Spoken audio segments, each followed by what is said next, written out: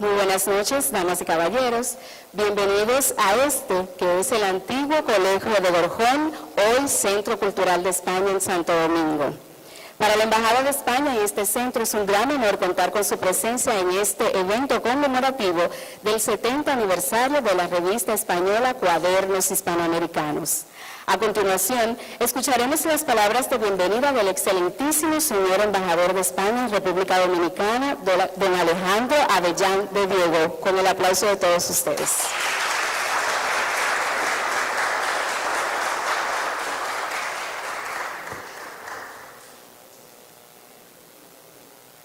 Excelentísimo señor ministro, excelentísimo señor viceministro, queridos amigos del mundo de la cultura, del pensamiento, de la literatura, señoras y señores, amigas y amigos, es para mí un placer y un motivo de satisfacción darles a todos la bienvenida a este Colegio Hernando de Borjón, hoy Centro Cultural de España, con motivo de una celebración de una efeméride muy particular y que sé que es muy querida para muchos de los que están aquí presentes en la sala. Se trata de la celebración de un aniversario, el aniversario de una herramienta de cultura que ha estado viva, que sigue viva durante estos últimos 70 años. Los cuadernos hispanoamericanos tuvieron su origen en el año 1948, en febrero del año 1948, de manera que este febrero de 2018 conmemoramos precisamente 70 años de publicación de manera ininterrumpida de un instrumento dedicado a la difusión del pensamiento, de la cultura, de la literatura en Hispanoamérica. El Cuadernos Hispanoamericanos fue una revista editada originalmente por el Instituto de Cultura Hispánica, actualmente lo es por la Agencia Española de Cooperación Internacional y para el Desarrollo, y tiene un carácter mensual y, como decía, está básicamente dedicada a lo que es la difusión, la promoción del pensamiento y la cultura en lengua española y en el ámbito iberoamericano. Han sido directores de la revista personajes tan relevantes del mundo de la cultura y del pensamiento como el humanista Pedro Lainentralgo, del mundo de la poesía, Luis Rosales, o del ámbito historiográfico José Antonio Maraval, que luego fue también ministro de Educación en España, y desde el año 2012 tiene su director en Juan Malpartida, el crítico Juan Malpartida. A lo largo de estos 800 números nos encontramos una infinidad de crónicas de actualidad, de entrevistas, de estudios monográficos dedicados a autores concretos, a ámbitos particulares del pensamiento de la literatura, a reseñas bibliográficas de gran interés y desde el año pasado, desde el año 2017, tenemos además la posibilidad, se inauguró lo que es la página web de la revista, la página de Cuadernos Hispanoamericanos, que nos permite acceder a sus diferentes números y donde próximamente podremos también acceder a material audiovisual de las diferentes entrevistas, por ejemplo, que se incluyen en sus números. Por tanto, la Cooperación Española, el Ministerio de Asuntos Exteriores, el Centro Cultural de España, nos hemos querido sumar a una serie de actos de conmemoración, de celebración y de impulso y de compromiso con lo que es el pensamiento, la literatura en el ámbito hispanoamericano. De manera que bueno, pues con este 70 aniversario, en el número de febrero, tendremos un número especial en el que la portada estará dedicada al personaje principal, Màrius Vargas Llosa, pero en que podemos encontrar entre muchos otros un dossier sobre la cultura peruana a cargo de Jorge Eduardo Benavides o artículos de, entre otros, Antonio Muñoz Molina. Y nada más, con estas breves palabras de presentación, simplemente decir que con este acto nos sumamos a otros que se están realizando en todas aquellas capitales iberoamericanas donde hay un Centro Cultural de España y que el acto de hoy podrá ser seguido también, aparte presencialmente, online a través de la página del Centro Cultural de España. Muchas gracias.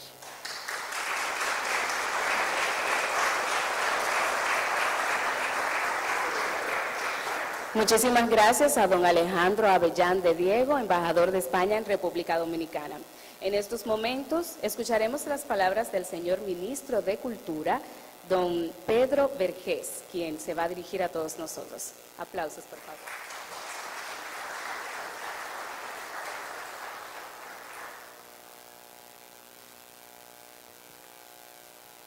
Buenas noches, excelentísimo señor embajador de España,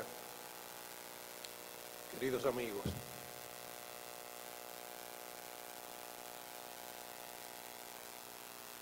Cada vez que se celebra un acto como este, me doy cuenta de lo viejo que soy.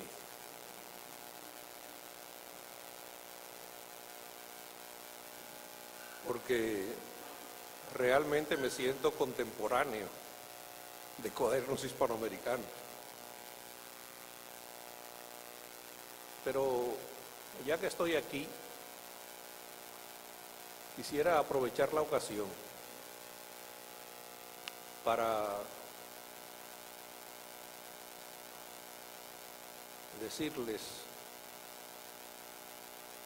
que en el momento en que se funda Cuadernos Hispanoamericanos,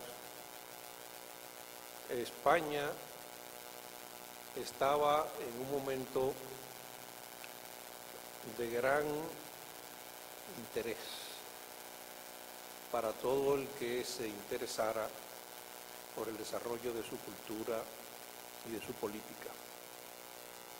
Era un momento en que España empezaba a abrirse al mundo después de una posguerra realmente penosa,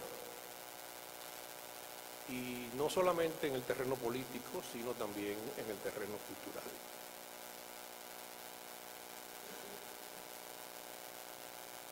En España, en aquellos años de la posguerra y de la década que se iniciaba con Cuadernos Hispanoamericanos, había una enorme cantidad de revistas.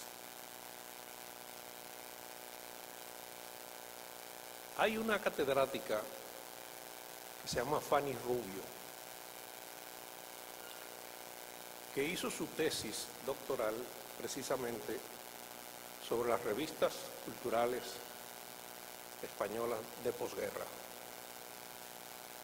Cuando yo empecé a hacer mi tesis doctoral, uno de los capítulos de mi tesis doctoral que quedó inconclusa, porque la hice muchos años después y sobre otro tema, trataba precisamente de las revistas culturales.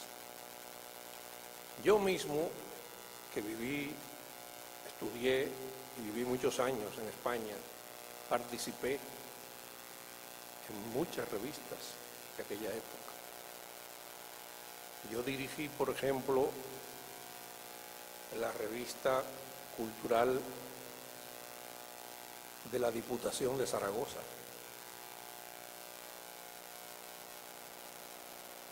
Y colaboré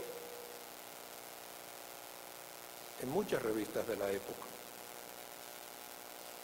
porque conocí a una gran cantidad de escritores de la España de aquellos años, muchos de los cuales ya han muerto y otros que todavía siguen vivos, siguen recordándome según creo. Mi vinculación con las revistas españolas, por lo tanto, es muy íntima, hasta el punto de que fui secretario de una de las más importantes revistas literarias de España, que fue la revista Camp del Arpa, que se publicaba en Barcelona, que editaba José Batlló, recientemente fallecido, y de la que yo me ocupé durante un tiempo hasta de la más mínima palabra. Luego también participé en la fundación de la revista Hora de Poesía, que se llamó así en homenaje a la revista Hora de España. Fui de los fundadores de esa revista con Cristina Peri Rossi, Enrique Molina,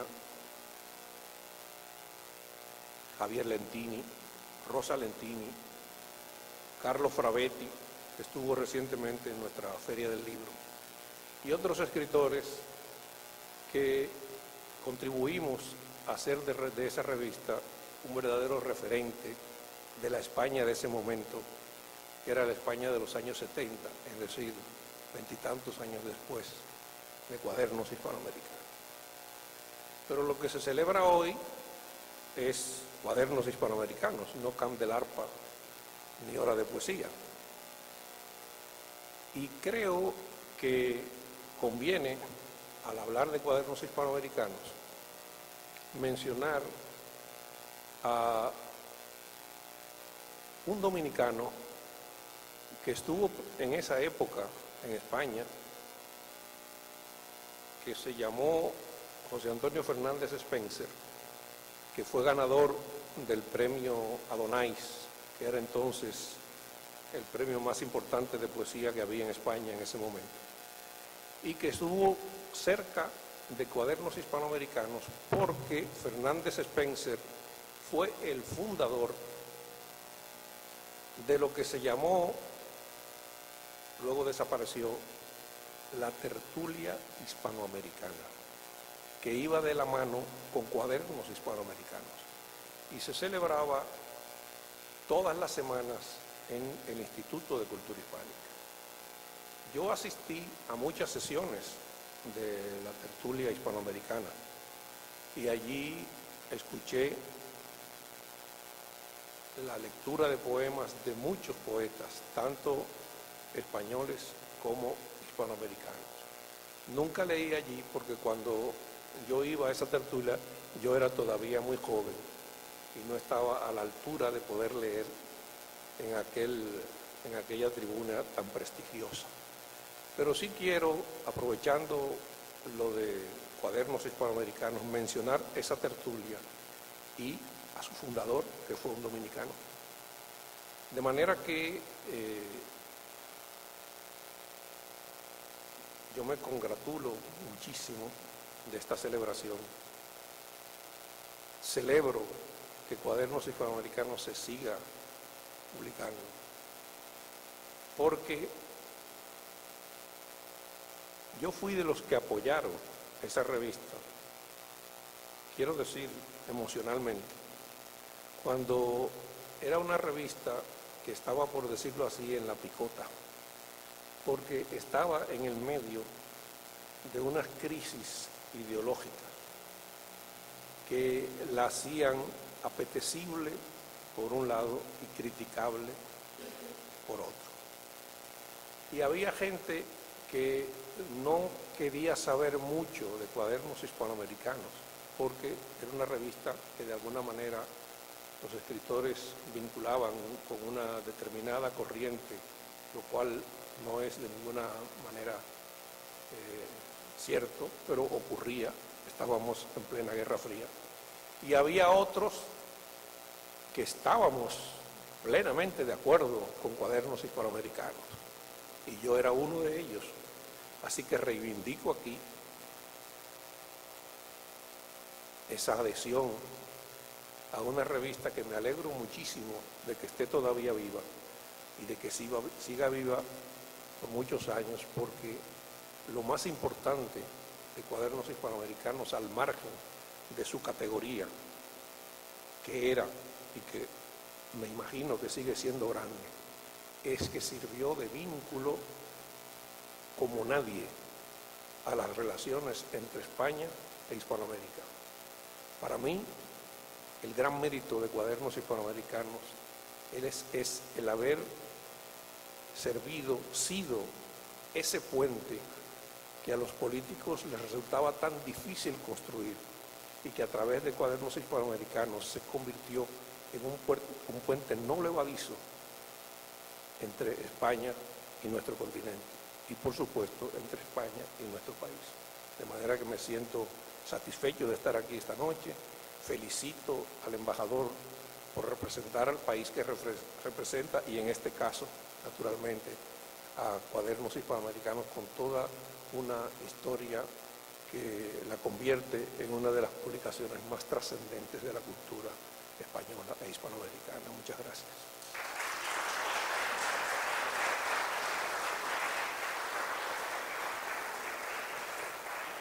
Fueron las palabras del ministro de Cultura de aquí dominicano, don Pedro Vergés. Más de 800 números y la mayor parte de los nombres importantes de la literatura hispanoamericana y española forman parte de estos 70 años de historia que vamos a ver desglosados en el siguiente coloquio, para el cual vamos a llamar a sus protagonistas. Invitamos a pasar aquí, a esta área que hemos preparado, a Ruth Herrera, quien es directora de la Feria Internacional del Libro.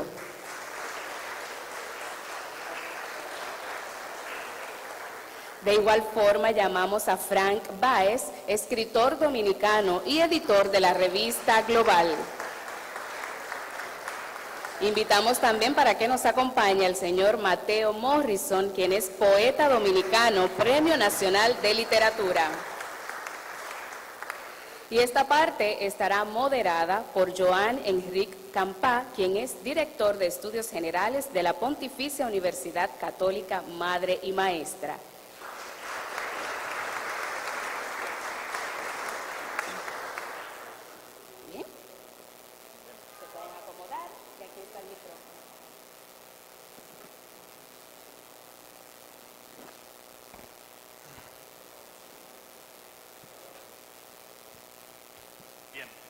Buenas noches.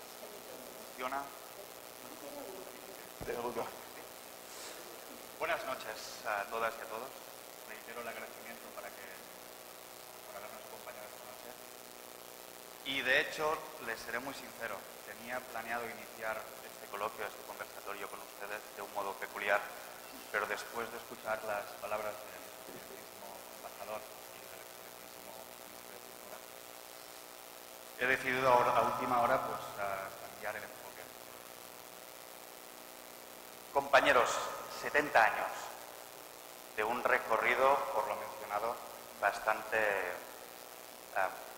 difícil y arduo, que representa una lucha insaciable por perseverar en lo que es la difusión de todos los aspectos vinculados con la cultura, en especial la literatura, por supuesto. Este aspecto de la difusión también me hace recordar, seré breve, unos postulados de un filósofo llamado Friedrich Schiller en sus cartas sobre estética, que mencionaba la importancia no solamente de poseer conocimiento, sino el hecho de difundirlo y compartirlo con el resto de la humanidad. Es decir, que no habría ningún sentido, o no tendría ningún sentido, el hecho de tener conocimiento si ese conocimiento no se comparte. Es decir, también que ese conocimiento sea práctico. Empiezo así porque la misión de la revista, de los cuadernos, hispanoamericanos, a mi entender, es este, el de difundir y colaborar en calidad de fuente, como mencionado, entre un continente y otro. Pero ahora centrándonos en nuestro contexto más personal, propongo preguntarles cómo fue, dónde fue ese primer coqueteo que tuvieron con los cuadernos hispanoamericanos. Caballero. Bueno, buenas noches, muchas gracias por invitarme a este importante coloquio. Saludo al señor embajador, al señor ministro y todos los participantes. Cuando el ministro relacionó su edad con cuadernos hispanoamericanos, se me adelantó a lo que estaba pensando desde que me invitaron. Sucede que Cuadernos Hispanoamericanos tiene la edad del grupo literario La Antorcha, más o menos. Enrique Eusebio, uno de los poetas de nuestro grupo, cumpliría 70 años ahora. Yo un poquito más, a Rafael Abreu un poco más, Soledad Álvarez y Alexis Gómez un poco menos, pero cercano a ese proceso. ¿Cómo entramos por primera vez en contacto con cuadernos hispanoamericanos? Fue precisamente en la librería Escofet Hermanos. En la calle Arzobispo Noel estaba la librería de los hermanos Escofet. Y ahí íbamos a buscar las novedades sobre literatura, sobre todo español. Y ahí nos encontramos con cuadernos hispanoamericanos.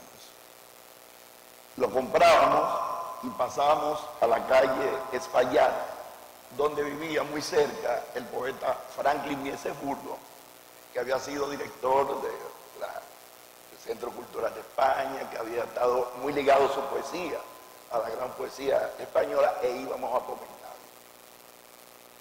Recuerdo un número de cuadernos hispanoamericanos dedicado a Menéndez Pidal, que cumplía 98 o 99 años.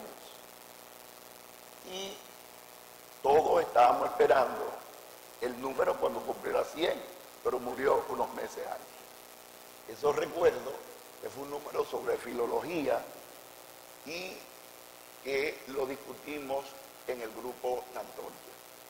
Mi segundo momento de relación con cuadernos hispanoamericanos viene con una carta de uno de los integrantes del grupo La Antorcha, Fernando Vargas, que fue a vivir, a estudiar España, y nos escribe diciendo que había conocido a Félix Grande.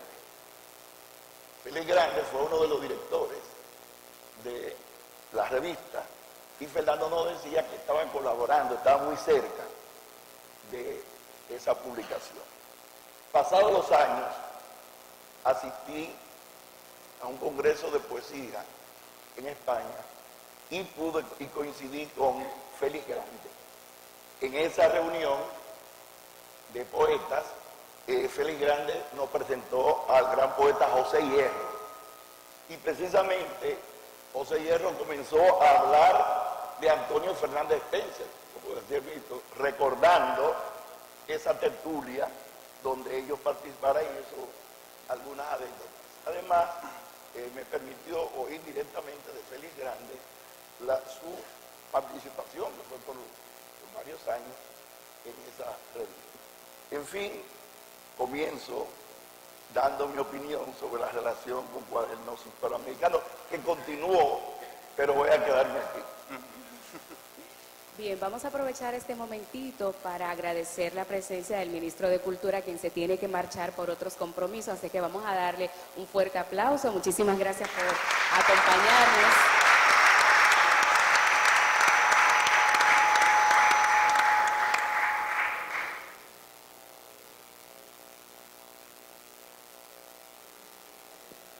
Entonces, retomando el hilo, no sé si Ruth quisiera... Yo le di la... Buenas noches. Yo le di la palabra a Fran y luego yo sigo.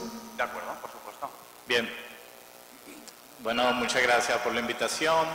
Estoy muy contento de estar acá. Y me siento en deuda con el Centro Cultural de España porque tienen como alrededor de 2 años enviándome puntualmente la revista Cuaderno Hispanoamericano a la oficina. He estado al tanto de todo lo que se va publicando y la leo con religiosidad. Entonces, bueno, ¿cómo me enteré de la revista de los Cuadernos Hispanoamericanos? A ver, yo vengo de una generación que, cuando yo tenía 16, 17 años, todavía el Internet no tenía ese poder que tiene ahora, ¿verdad? Entonces, la única forma que yo tenía de enterarme de lo que estaba pasando en literatura y en arte en general era a través de las bibliotecas y sobre todo de las publicaciones, en este caso de las revistas. Y me acuerdo que, por ejemplo, me interesaban traducciones de los poetas simbolistas franceses, de, qué sé yo, Paul Celan, o de poesía más contemporánea.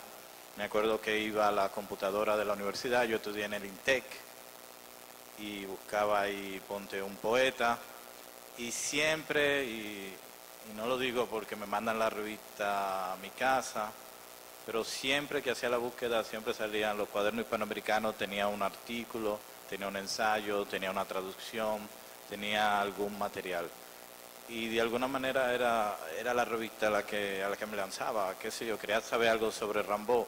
aparecía algo en el cuaderno hispanoamericano, Lorca en Cuba, el cuaderno hispanoamericano.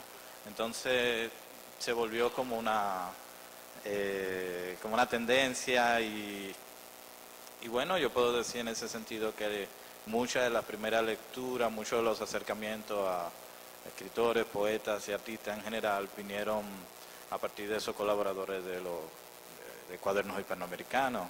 Parece en ese sentido fue una ventana, y ya en esta época de verdad que tú tienes el internet, que hay mayor difusión, que sencillamente con un clic te separa del mundo entero, ¿verdad? La revista sigue teniendo esa vigencia. Hasta hace poco hablaba con Ruth y que no sabía que existía la página web y me puse a mirarla, y la cantidad de cosas que tienen ahí es sorprendente, y realmente invito a todo el mundo a que la chequee, y que ya no tienen que venir a una biblioteca, ¿verdad? Como en mi caso. Pero sí, de nuevo, fue como en ese momento en que uno tiene esa gran pasión, ese gran interés, esa gran curiosidad, y creo que Cuaderno Hispanoamericano de alguna manera satisfizo toda esa búsqueda. Pero soy un poquito alien, extranjera en esto. A partir de esta convocatoria, a esta fantástica, muy bien diseñada, y digamos que lo que a mí me atrae la atención, aparte de encontrar toda esa colección, esas gamas, esa amplitud de los escritores, nombres que les pueden ser familiares a uno y tantos otros que no, y es la parte, claro, la literatura, pero a mí me interesa mucho la parte del pensamiento y el espíritu crítico. Justamente me acerqué leyendo para esta ocasión a un artículo que trataba sobre los premios literarios. Entonces era una reflexión en cuanto a qué significa quedar en un primer lugar en un premio, qué significa quedar en un segundo lugar, y qué piensan unos escritores de otros cuando alguien gana, cuando alguien pierde, cuando no es escogido. Estas son cosas que a nosotros nos interesan, porque en el caso de trabajo en el Ministerio de Cultura y en la Feria del Libro, bueno, pues uno tiene premios organizados y se dan premios, y siempre está el debate a quién se le da, quién lo ganó, y que por qué se le da ese y por qué no. Entonces, es decir, son temas que de alguna manera se relacionan con el ambiente en que uno está trabajando.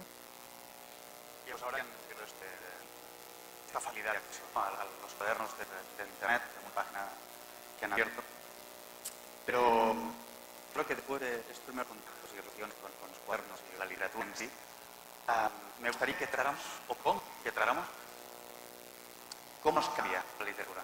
Es decir, cómo la esencia de la literatura, esos aspectos tan cognitivos y pedagógicos de las palabras,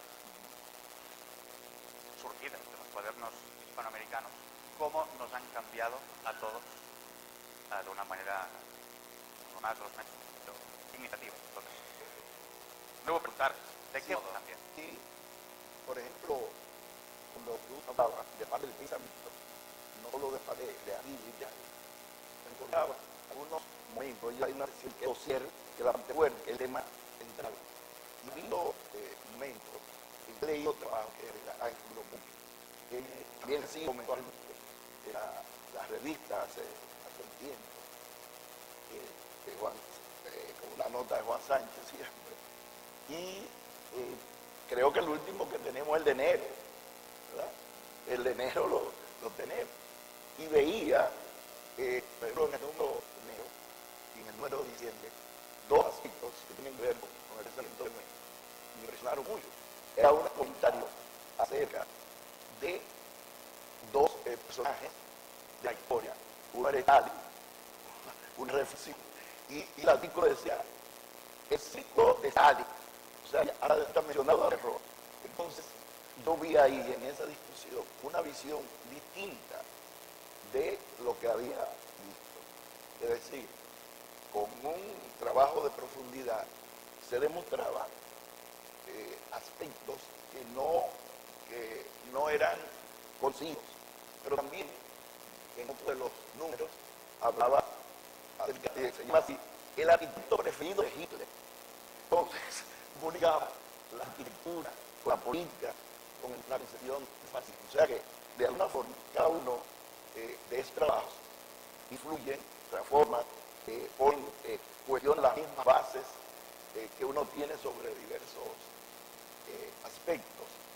O, por ejemplo, por lo menos se le han dedicado a Octavio Paz, por lo menos 2 números yo conozco, que el tema central en diversas épocas ha sido campal.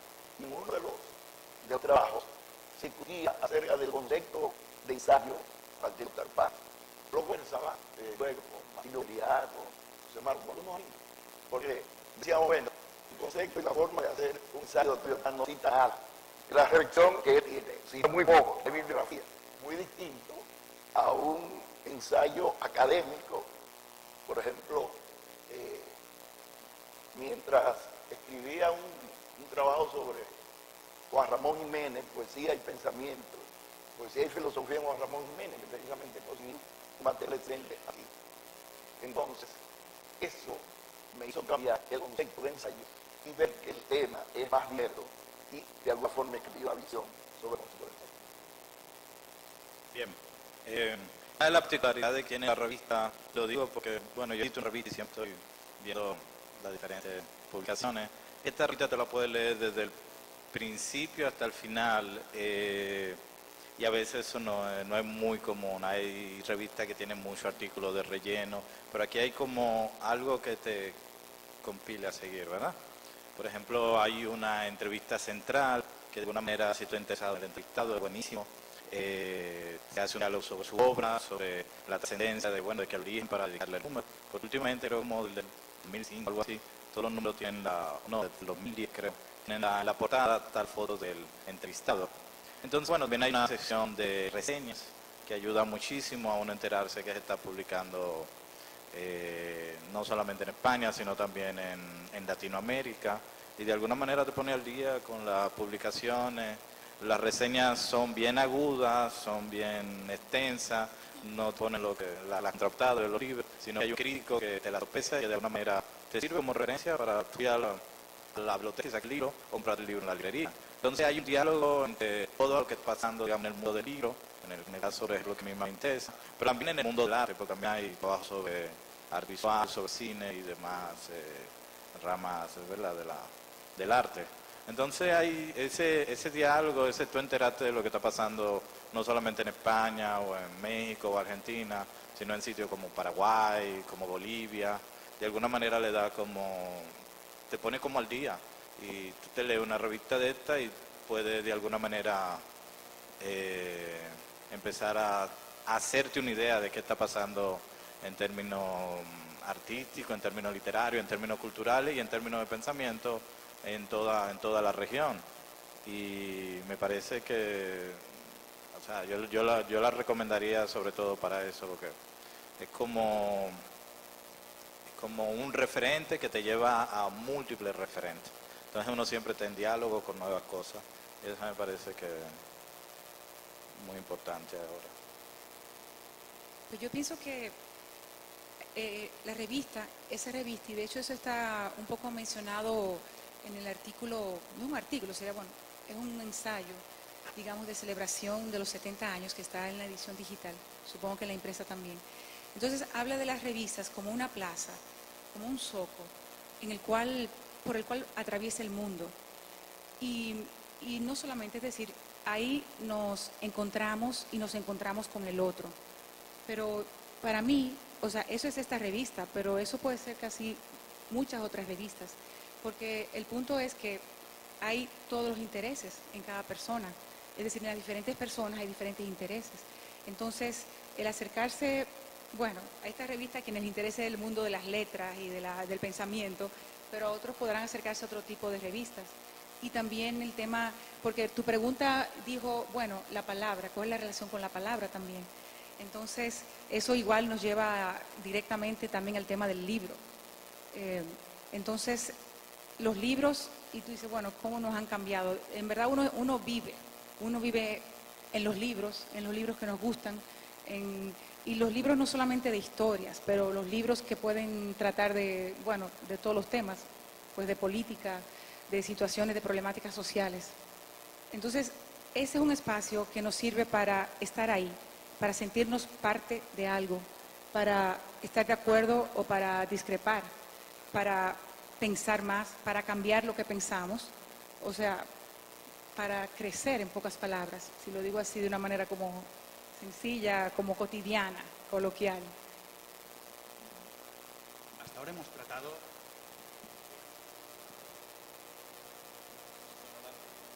Sí, no, me tienen manía estos aparatos. Hasta ahora hemos tratado la transformación, ¿no?, desde el punto de vista de lo que sería la víctima, entre comillas, el transformado, el intérprete, el espectador. Pero claro, tenemos a Fran, que es un creador, un artista. ¿Podrías explicarnos cómo sería ese proceso de creación literaria? ¿Y cómo puedes, por ejemplo, planear o plantear cómo hacer ese cambio? Quizás en calidad de estrategia, no lo sé. Explícanoslo, me gustaría saberlo. Tú dices cuando cambio en cuanto a... Ah, bien. A ver, yo trabajo varios procesos creativos. Por ejemplo, qué sé yo hago una reseña de un libro y de alguna manera a mí me parece que estoy haciendo un trabajo creativo, ¿verdad? No es como el periodismo, que yo trabajo periodismo, trabajo literatura, narrativa, poesía, ensayo, hasta escribo canciones, o sea, hago un montón de cosas realmente. Pero cada proceso realmente me toma mucho. Yo trabajo mucho con referentes, siempre me gusta un poco tener la idea clara dónde voy a pisar. No me gusta, nunca he tenido el problema ese de una página en blanco ni nada de eso, sino que ya cuando yo me siento a trabajar y me siento con referente y me lanzo hacia un sitio.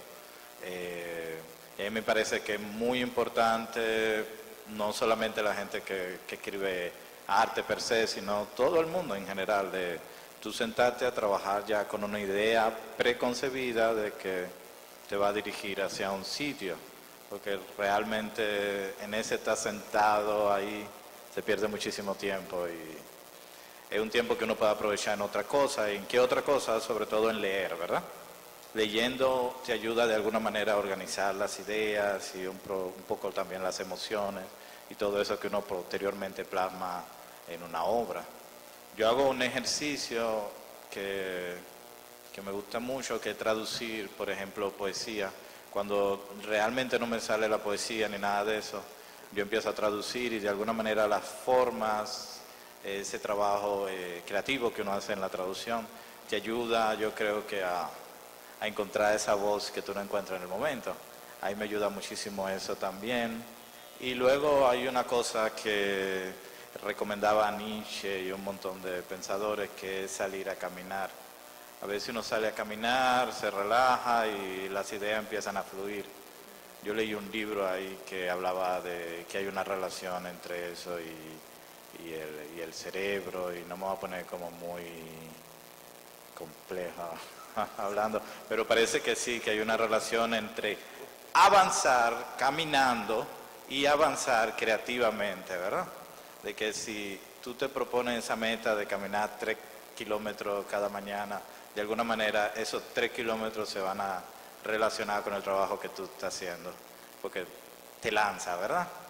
Y otra cosa también que yo recomiendo es salir de los lugares comunes, viajar, leer cosas distintas, no leer siempre las mismas cosas. Eso de alguna manera te abre un poquito la cabeza.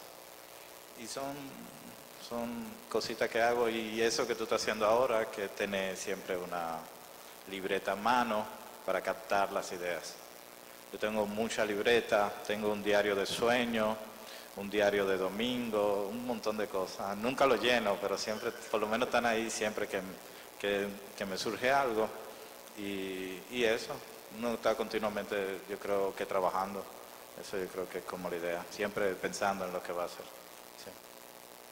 Voy a intervenir ahora, porque en ese caso, y sobre esta pregunta y este tema, yo lo que ha sido mi trabajo a lo largo de muchos años, yo soy como la figura, yo realizo la función intermedia entre los creadores y este público que está ahí esperando.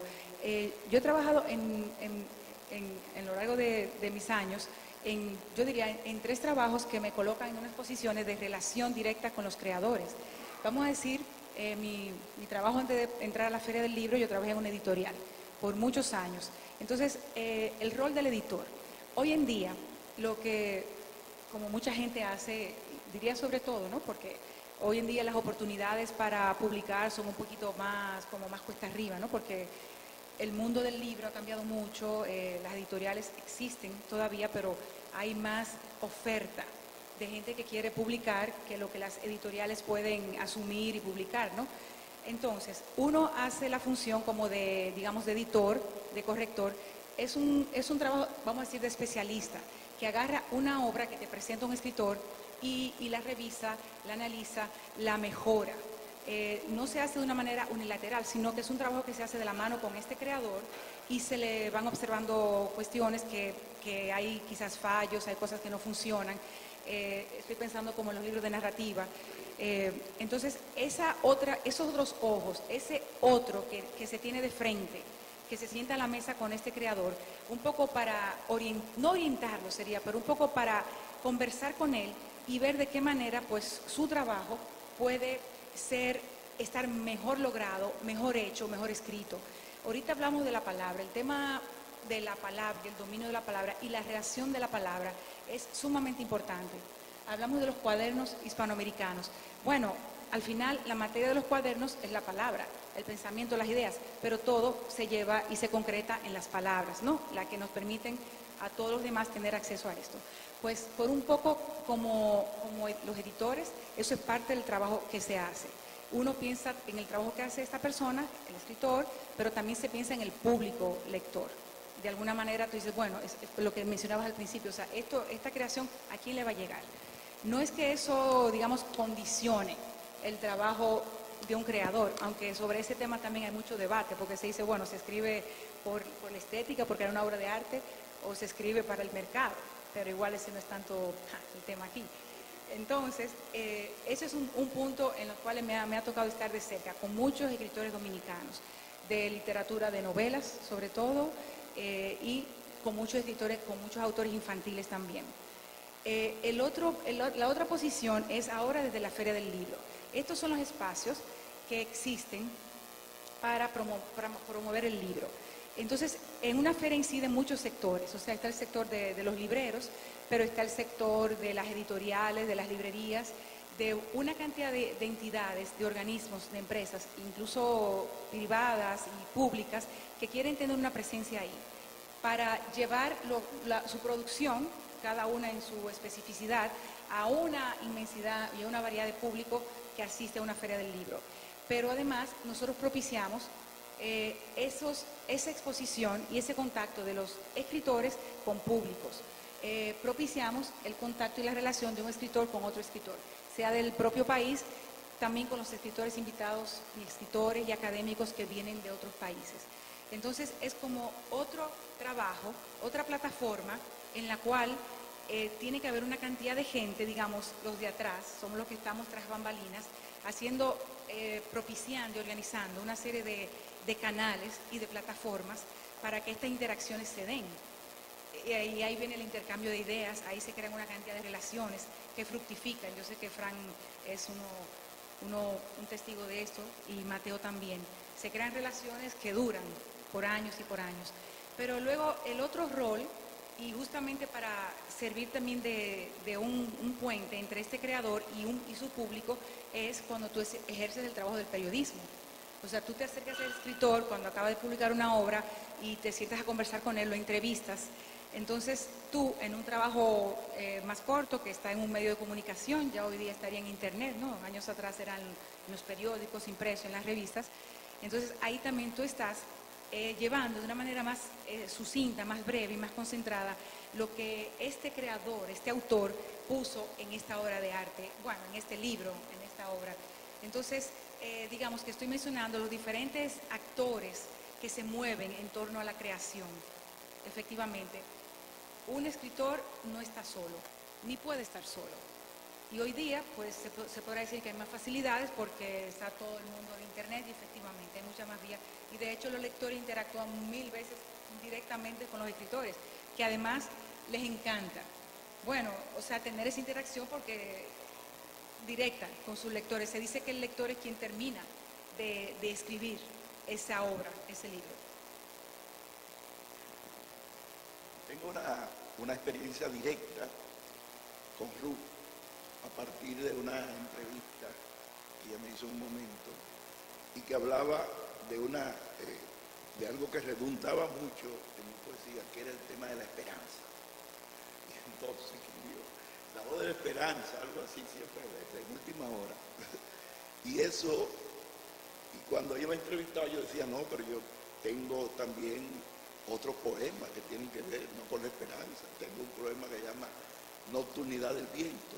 Y de alguna forma, y lo confieso aquí, esa entrevista me hizo acelerar la publicación de Nocturnidad del Viento para salirme de esa temática siempre de la esperanza. O sea que cuando hablamos de cómo se interactúa en el proceso creativo, sí participan el escritor o el creador, como decía Ruth, no está solo, es un proceso en que participan. Y cuando Fran hablaba del proceso particular de creación, es una muestra de rigor, porque muchas veces, sobre todo en el pasado, pensaba mucho en la inspiración. Llegó la idea, ya, vamos a sacarlo, y a veces en lo que escribíamos en la poesía de posguerra y que hacíamos unos poemas de carácter social o político, y que mientras más político era, más nos aplaudían,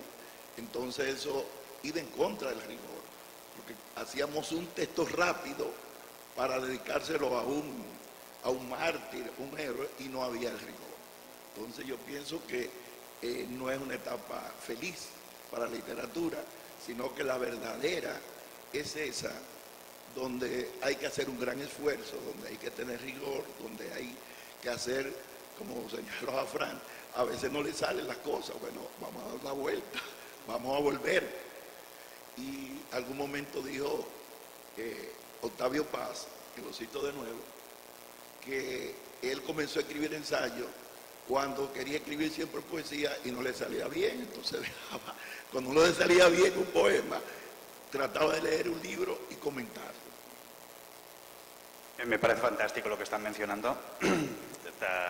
Usted desde la esperanza, Ruth desde el poder de las palabras y Fran por los procesos de creación. El poder de las palabras sobre todo me ha impactado porque, claro, las palabras se convierten en el instrumento para repensarse a uno mismo y para examinarse a uno mismo. Y la forma literaria siempre ayuda mucho a poder propiciar esa transformación propia. Y hablando de transformación también, quisiera aportar un tercer actor entre el escritor o el lector, la obra, pero quisiera incluir en esta ecuación lo que es el desarrollo, el crecimiento. Claro que también entra otro cuarto actor que asusta mucho, espero que nadie se vaya de la sala, que es la política, el aspecto político de la literatura. El arte siempre ha servido como una herramienta para el desarrollo y luchar contra esos muros ideológicos unidimensionales, unidireccionales, que limitan mucho la expresión humana y, en general, al ser humano. Lo limitan mucho. ¿Podrían contar una experiencia relacionada con la temática? Y creo que tampoco nos quedará mucho tiempo al respecto, así que...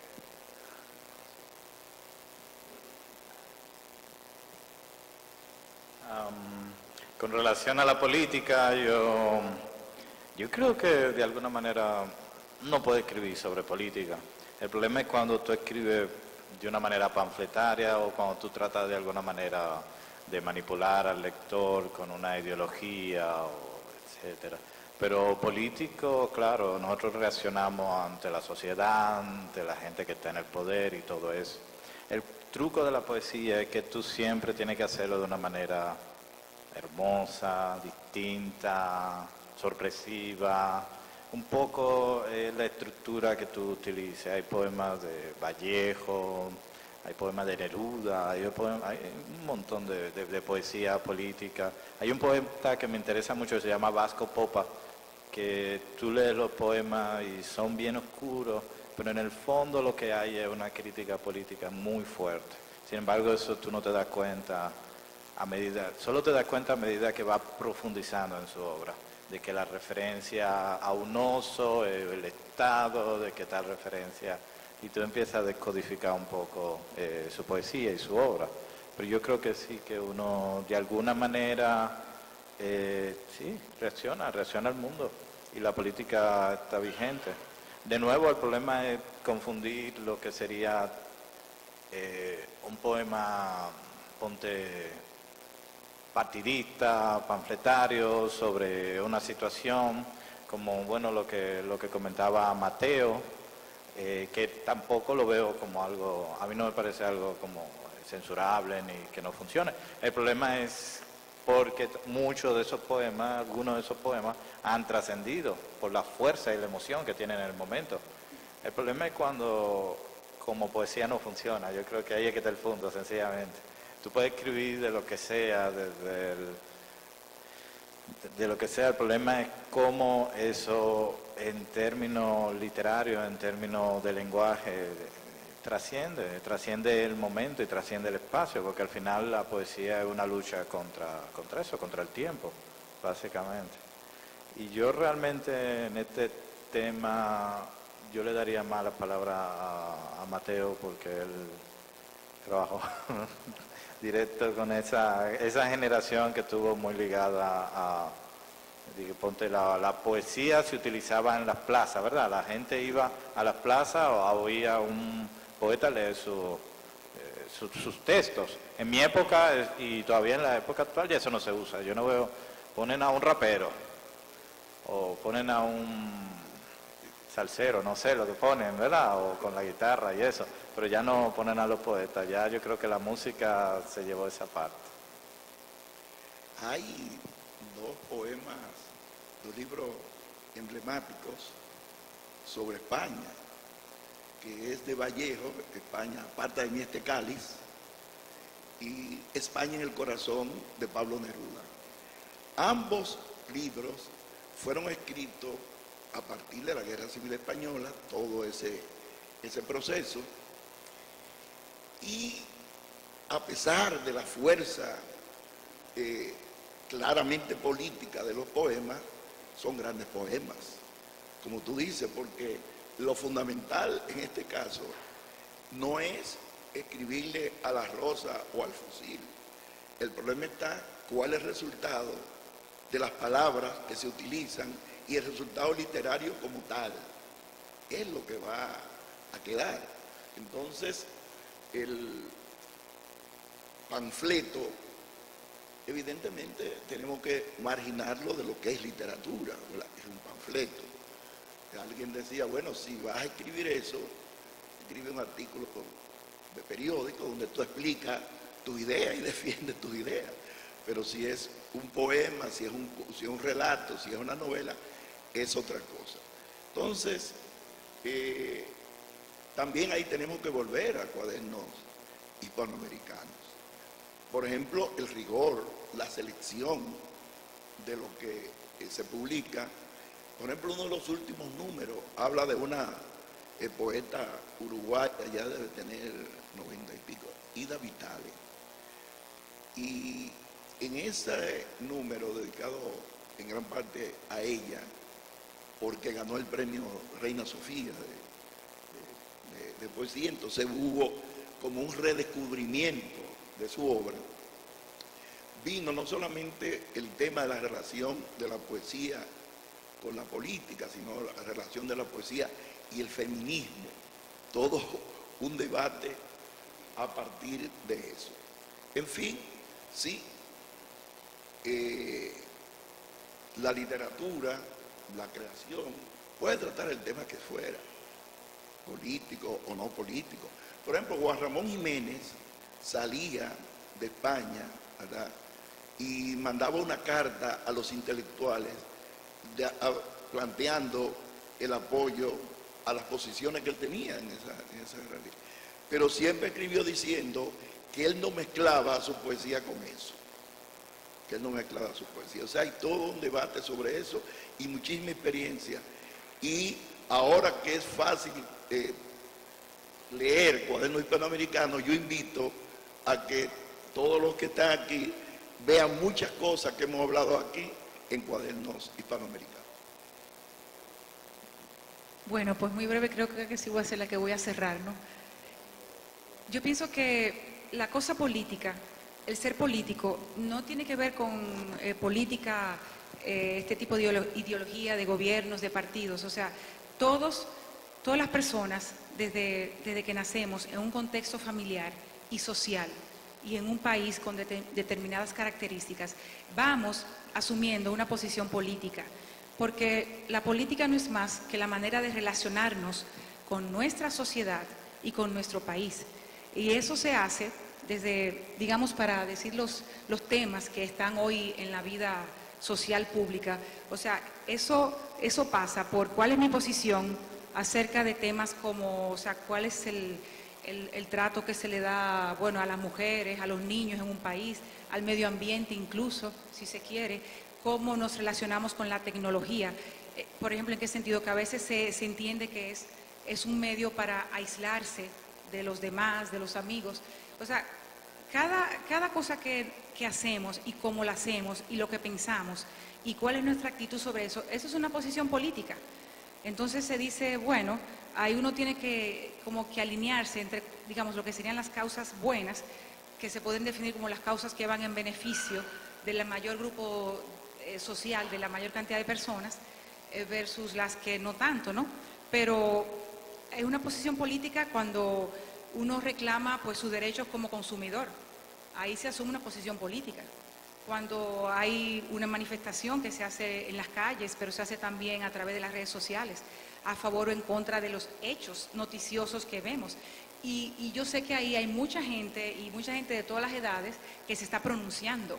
Entonces, eso es una posición política que se hace, bueno, con la palabra escrita, ya escrita en revistas, escrita en libros, pero en las redes sociales se escribe mucho y se lee mucho. Entonces, vamos a decir, volviendo al origen, pues sí, la palabra es un elemento sumamente poderoso y de fuerza y que tenemos a nuestro alcance, es nuestra herramienta para tomar posición.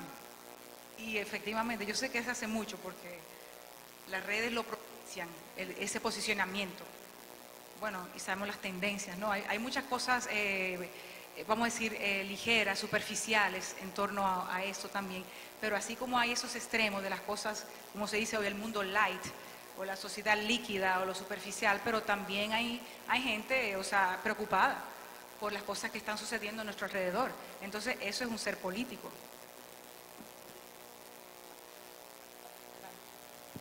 No, te tenés.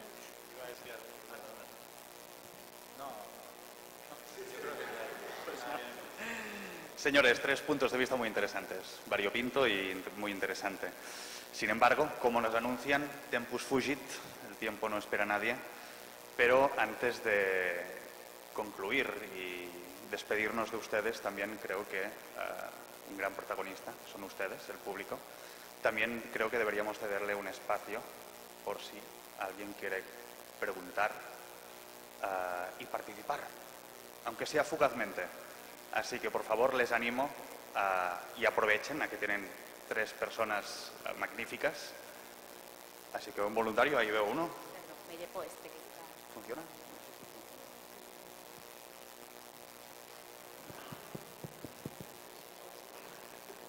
Bueno, es una pregunta racimo para cada uno.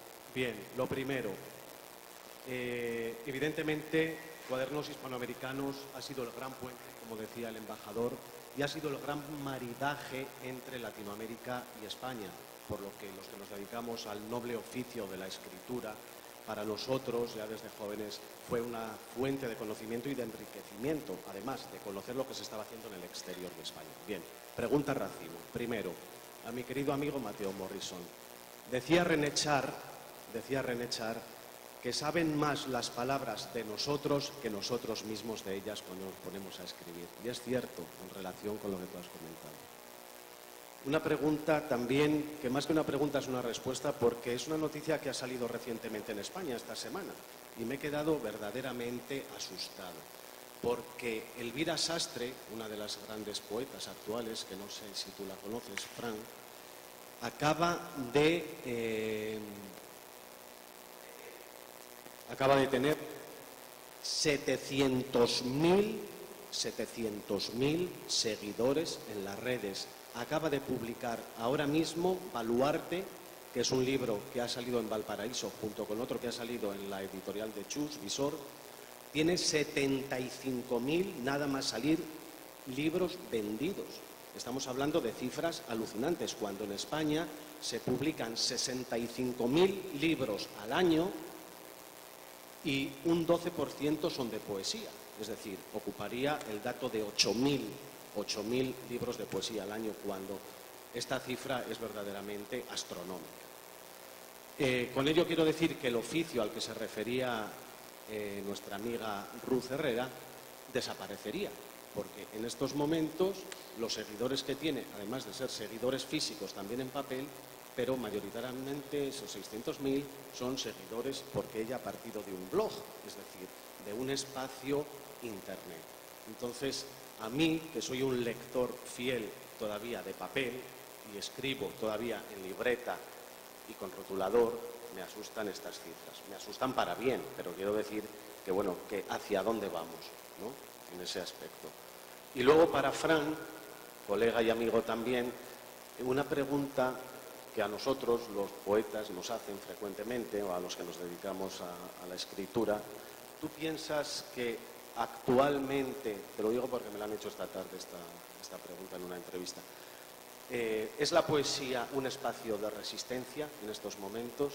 Y termino con eso. Y decirle a mi colega Enrique, que lo ha hecho muy bien, porque tenía que haber estado yo a lo mejor en su puesto, pero bueno, ya el monaguillo de la Pucamaima me ha impedido estar ahí, pero lo has hecho fenomenal. Gracias.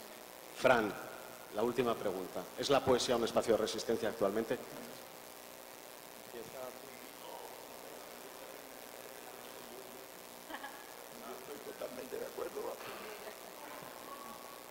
Bueno, entonces la poesía es una resistencia.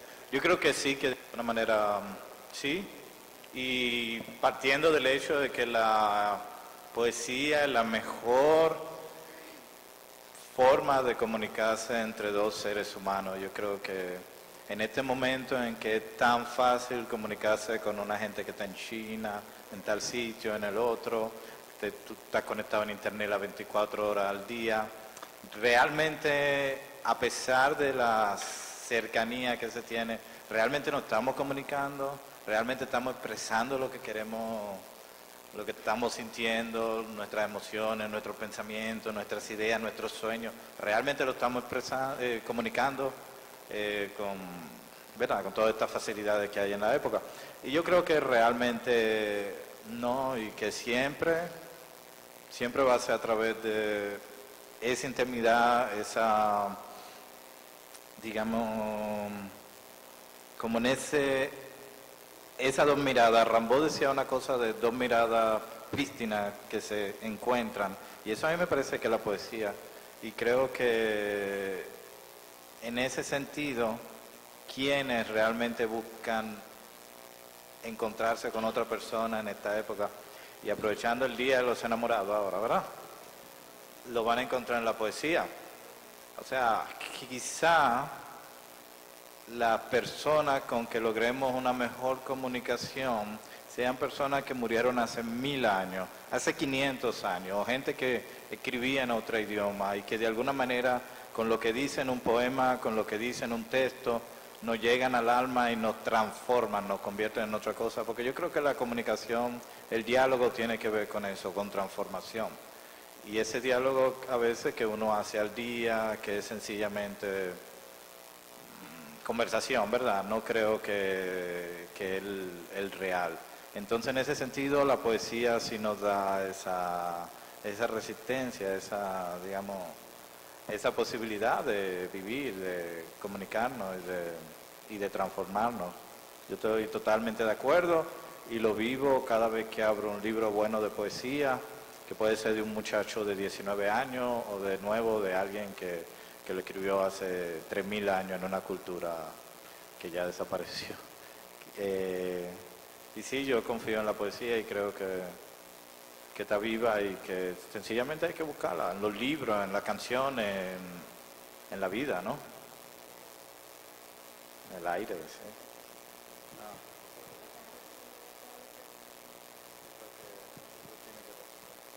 Yo pienso, Jesús, que aquí lo importante es que la gente lee y la gente está leyendo. Yo pienso que efectivamente uno va avanzando, nosotros somos la generación que somos nativos del libro impreso, de la palabra impresa. Igual muchos de nosotros ya leemos digital y todo eso, pero el punto es que leemos. Y el punto es que la gente joven que viene ahí atrás está leyendo. Ahí, para mí, y como eso se ha visto, o sea, para mí la amenaza no es que de qué manera y de qué forma están leyendo, sino la amenaza puede ser consumo de los videojuegos, por ejemplo. Ahí tú tienes la real competencia. Entonces, hasta ahora, los indicadores, las estadísticas es que el libro, luego de esos años de un gran susto y un gran miedo, que el libro va a desaparecer, que va a desaparecer, o sea, por favor, el libro sigue ahí y lo que se ha estabilizado incluso es como la demanda del consumo del libro digital y el libro en papel sigue.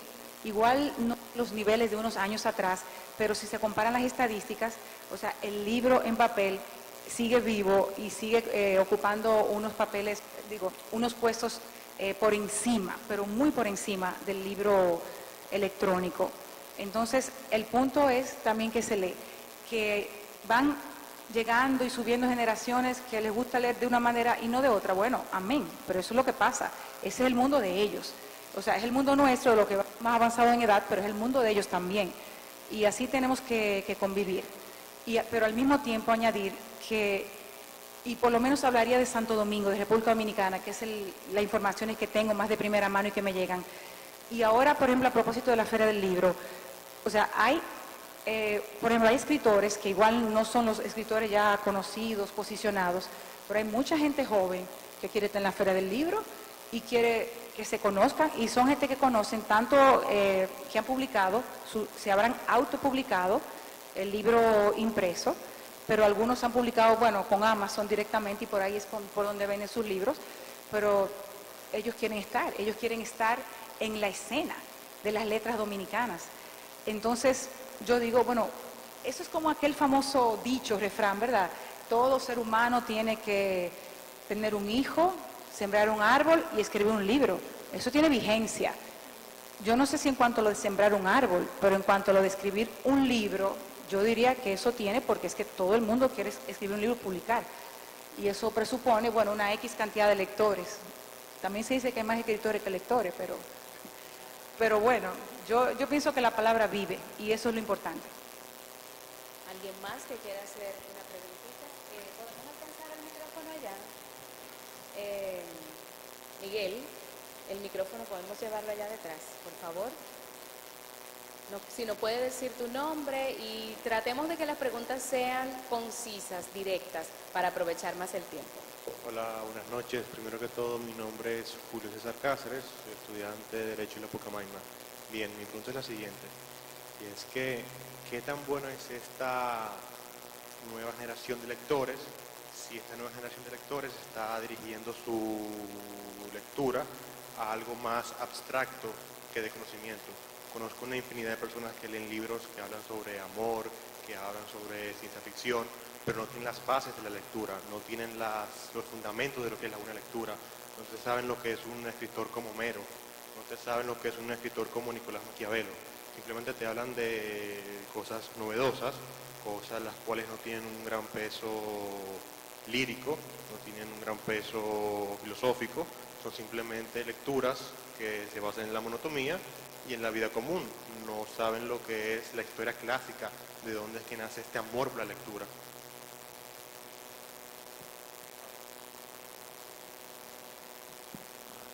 Bien, muchas gracias por tu pregunta. Yo creo que igual que en todas las épocas siempre hay diversos tipos de lectores. Ahora el problema es que, bueno, veámoslo, o sea, la referencia de nosotros es las redes sociales y generalmente lo que más llama la atención es a veces lo más sencillo, lo menos especializado y todo eso. Ahora bien, tú empiezas a buscar, y quizá lo puedas hacer ese ejercicio, buscar seguidores de, como tú dices, Kafka, Nietzsche y todos esos escritores un poquito más complejos, ¿verdad? Y va a encontrar un montón de gente, por lo menos va a encontrar mucho más de lo que yo encontraba en mi época pre-internet, donde era tan difícil como tener comunicación ¿verdad? Con un ámbito de ciertos temas, y sobre todo autores y también gente, o sea, una comunidad de lectores. En mi época yo me acuerdo que había un muchacho que tenía un blog de Kafka y era como bien rudimentario. Te estoy hablando de 1996, eso era un desastre. Era una foto de Kafka y una cucaracha que daba vuelta y abajo habían como 3 textos y eso era como que wow, lo más grande. Entonces de alguna manera yo me escribía con él y hablábamos de los textos, ¿verdad? Y yo creo que, pero ahora tú no vas a tener eso, ahora tú vas a tener millones y millones de personas con que te puedes comunicar. Y a mí me parece que es un momento importantísimo, que tenemos que ver más los potenciales que le podemos sacar de esta época, más que ver, tú sabes, lo que sucede generalmente, que realmente quizás no sea lo mejor, pero cuando uno se sale de esa generalidad y se va a los bordes, uno empieza a encontrar comunidades de gente que están haciendo cosas súper interesantes. Y uno puede encontrar lo que sea ahora. O sea, a mí me parece que es una época, sobre todo porque tiene acceso y es mucho más sencillo que antes, que era como refería Mateo y refería el ministro de Cultura, que alguien para estar al tanto de esta revista tenía que viajar a España, tenía que hacer una tertulia. Eso no se hace tertulia, entonces un grupo en WhatsApp o algo así, no sé. Pero en esa época se necesitaba mucho lo presencial y en esta época no se necesita, ya podemos tener contacto con cualquier persona en cualquier parte del mundo que le interese una cosa que te interesa. Yo tengo un amigo que vive en el norte de Estados Unidos y cada vez que compro un libro me manda una foto. Y yo tengo siempre estamos compitiendo a ver quién compra más libros y quién lo compra más interesante. Entonces, son cosas que era impensable eso 20 años atrás, 30 años atrás, pero pasa. Y yo creo que al final es crear sus redes, crear gente que como tú tengan ciertas afinidades y de alguna manera compartir, porque al final de eso se trata, yo creo. Y eso es lo que mueve tanto a ti, a un grupo de gente, como mueve una revista o mueve, como decía Ruth, la industria del libro, ¿verdad? Pero yo pienso también que en un sentido se idealiza, en cierto sentido de las lecturas y el conocimiento de los libros, de la gran literatura, de los grandes autores, se idealiza en el sentido que, bueno, antes se conocía, antes que 20, 30, 40 años atrás, y bueno, no me voy más para atrás porque ya es un tiempo para mí mucho más atrás, pero no es verdad que en esas épocas igual se leía mucho más, o sea, me refiero, yo siempre pongo el ejemplo, cuando yo estaba en la escuela, y te voy a decir, en los años 70, sí, había unos regímenes de lectura, pues, no más rígido, pero que uno tenía que llevarlo. Yo sé que hoy en día también te ponen una cantidad de libros a leer, pero digamos, refiriéndonos a los autores clásicos, puede ser que durante el año escolar todo el mundo se tuviera que leer esos libros y después se olvidaban y ya. Quizás un estudiante de ese curso o dos, como muchísimo, seguía con esa referencia y seguía avanzando y profundizando en las lecturas y ampliando las lecturas. Esos grandes autores de todos los tiempos, en realidad uno se lo leía en su tiempo libre, porque uno empezó a amar la literatura y la lectura desde temprano y desde no tan temprano, y uno se dedicaba a leerse esto y lo otro. Pero, repito, o sea, igual en aquella época hay gente que, bueno, salió de eso y ya. Eso más nunca se interesó en Dostoyevsky, por decir un autor, o en Mark Twain, o en Madame Bovary, ¿verdad? O sea, no, pues no, eso no era así.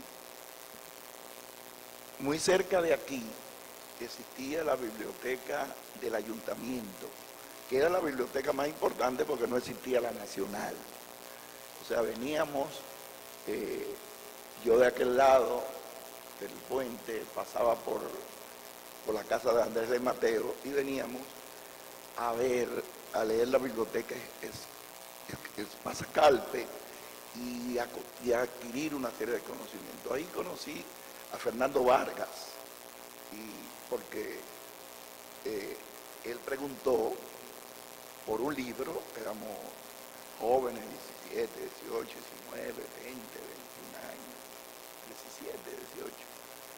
Él preguntó por un libro y a mí me sorprendió cuando él dijo, aquí está la metamorfosis. Entonces yo dije, bueno, ¿y quién es él? Entonces establecimos un diálogo y yo lo invité a que fuera a las reuniones que hacíamos del grupo La Antorcha. O sea, pero teníamos que recorrer todo eso. Y entonces la experiencia que tuve reciente fue con un nieto mío que estudia administración en INTEC y tenía algún interés por la política, por conocer cuestiones de política. Y yo le he dicho, tiene que leer a Maquiavelo, el príncipe. Y al otro día me dio una lección del príncipe, porque lo encontró inmediatamente todo. Y me hizo una síntesis. Y yo le dije, bueno, ahora eres tú que me estás enseñando, porque eso no era posible antes. O sea, las posibilidades de él, se dedicó 2 días a buscar todas las referencias que pudo encontrar. Entonces, se está leyendo mucho. Y muchos jóvenes están leyendo, no solamente literatura, están leyendo literatura. En los encuentros que se hacen en Arabacoa, en el Festival de Poesía de la Montaña, que yo asisto con regularidad los 3 días, me reúno con jóvenes, muy jóvenes algunos, con una pasión por la lectura y en algunos casos hasta corrigiendo lo que uno plantea, porque se está leyendo mucho más de lo que se imagina, y no solo literatura light, se está leyendo mucha literatura rigurosa. Bueno, si no hay más preguntas, tenemos una última breve por allá detrás para continuar con el desarrollo de nuestro evento.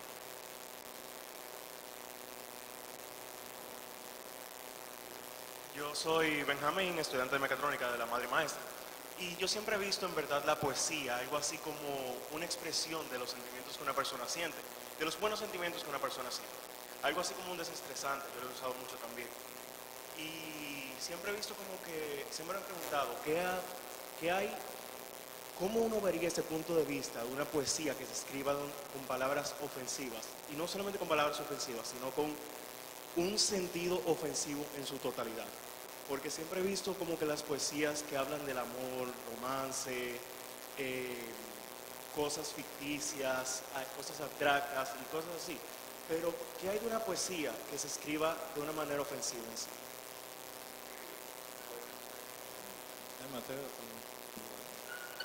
Mientras él decía eso, yo recordaba un artículo, un trabajo de Pedro Salinas sobre las malas palabras. O sea, en realidad, literariamente hablando, no hay buenas ni malas palabras. O sea, hay palabras bien adecuadas a un texto y no adecuadas. Las que no están adecuadas son malas palabras, aunque hablen de cosas buenas. Y las que están bien escritas son buenas palabras, aunque aparentemente sean vulgares.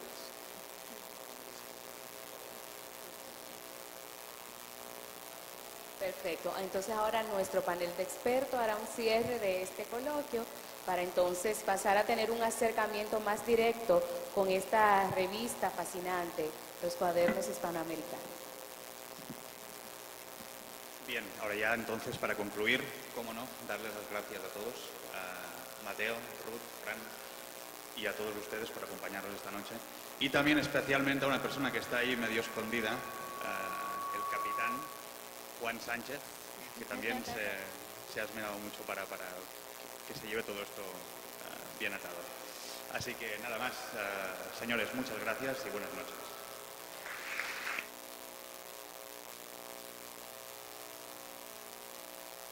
Antes de que nos marchemos, decirles que pueden tener acceso a Cuadernos Hispanoamericanos a través de su página web cuadernoshispanoamericanos.com.